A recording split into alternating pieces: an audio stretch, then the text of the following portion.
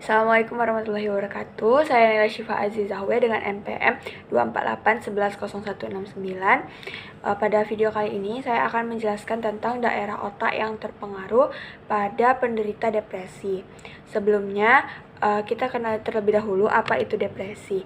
Depresi adalah suatu gangguan emosional dan suasana hati yang buruk ditandai dengan gejala seperti kehilangan energi, minat, kesenangan, serta perasaan bersalah dan kesulitan dalam berkonsentrasi. Bisa juga seperti perubahan pola tidur dan tidak nafsu makan, juga aktivitas sehari-hari yang terganggu. Depresi dapat mempengaruhi fungsi interpersonal, sosial, pekerjaan seseorang, serta menyebabkan gangguan dalam berpikir, berperasaan, dan berperilaku. Depresi adalah kondisi kompleks yang melibatkan berbagai perubahan pada struktur dan fungsi otak. Meskipun hanya tidak salah satu area otak yang bertanggung jawab, ada beberapa wilayah yang secara konsisten ditemukan terlibat. Berikut struktur otak yang terlibat dalam depresi. Yang pertama yaitu korteks prefrontal yang letaknya tepat di belakang dahi. Peran utamanya pada otak normal itu dalam pengambilan keputusan, perencanaan, memori kerja, regulasi emosi, dan kontrol impuls. Pada penderita depresi, perubahannya seringkali menunjukkan aktivitas yang menurun, terutama di korteks prefrontal dorsolateral atau DLPFC dan ventromedial atau VMPFC. Disfungsi di area ini menyebabkan kesulitan dalam mengatur emosi negatif, membuat keputusan, dan mengalami penurunan motivasi. Selanjutnya yaitu ada amigdala. Lokasinya dia berbentuk almond, terletak jauh di dalam lobus temporal.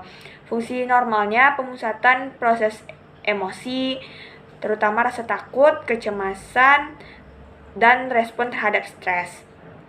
Perubahannya pada penderita depresi seringkali menunjukkan aktivitas yang berlebihan atau hiperaktif, terutama dalam respon stimulus negatif yang menyebabkan peningkatan perasaan sedih, cemas, dan stres yang berlebihan. Selanjutnya yaitu hipokampus. Strukturnya berbentuk kuda laut di dalam lobus temporal medial, bagian dari sistem limbik. Pada otak normal, penting untuk pembentukan memori baru, pembelajaran, dan regulasi respon terhadap stres.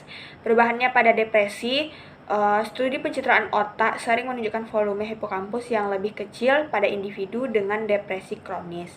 Penurunan ini diyakini terkait dengan paparan stres jangka panjang dan dapat berkontribusi pada masalah memori dan kesulitan regulasi emosi. Selanjutnya, nucleus accumbens, bagian dari striatum ventral yang merupakan bagian dari sistem penghargaan otak. Pada fungsi normal, dia berperan dalam motivasi, kesenangan, dan reward.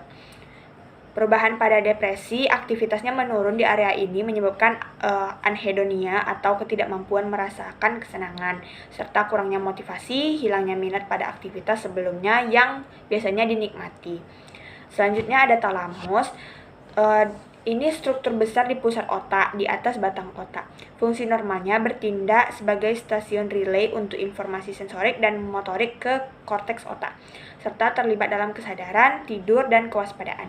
Perubahan pada penderita depresi, beberapa penelitian menunjukkan perubahan pada konektivitas dan aktivitas di talamus dapat menyebabkan pemrosesan informasi sensorik dan regulasi suasana hati menjadi buruk atau terganggu.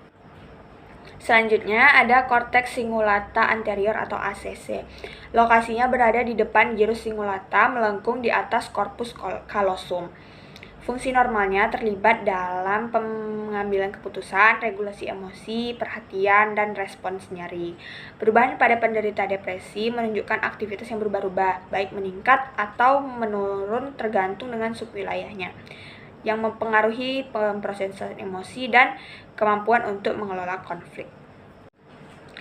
Perubahan pada struktur-struktur otak pada penyakit depresi saling berhubungan, tidak berdiri sendiri dalam sebuah jaringan kompleks yang disebut sebagai sirkuit emosi atau sirkuit suasana hati. Penjelasan neurologis tentang depresi meliputi beberapa faktor. Disfungsi neurotransmitter.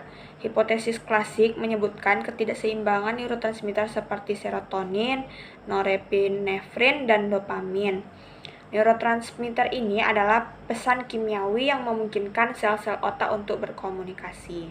Yang pertama yaitu serotonin. Serotonin ini terkait dengan regulasi suasana hati, tidur, nafsu makan, dan kognisi. Tingkat serotonin yang rendah seringkali dikaitkan dengan gejala depresi. Terus, norepinefrin berperan dalam kewaspadaan, energi, dan respon stres. Selanjutnya, dopamin terlibat dalam sistem penghargaan, motivasi, dan kesenangan. Selanjutnya ada juga glutamat yang merupakan neurotransmitter eksitatorik utama di otak yang berperan dalam proses pembelajaran dan memori. Penelitian terbaru menunjukkan bahwa ketidakseimbangan glutamat, terutama pada aktivitas reseptor NMDA dan AMPA, berkaitan dengan gejala depresi. Obat seperti ketamin yang bekerja sebagai antagonis NMDA telah terbukti memberikan efek antidepresan yang cepat, terutama pada kasus depresi berat yang tidak merespon pengobatan konvensional. Yang terakhir ada GABA atau gamma aminobutyric acid. Yang ini adalah neurotransmitter inhibitori utama yang berfungsi untuk menenangkan aktivitas saraf di otak. Pada penderita depresi, kadar GABA yang rendah menyebabkan gangguan keseimbangan antara eksitasi dan inhibisi di otak, yang berdampak pada meningkatnya kecemasan, stres, dan gangguan tidur.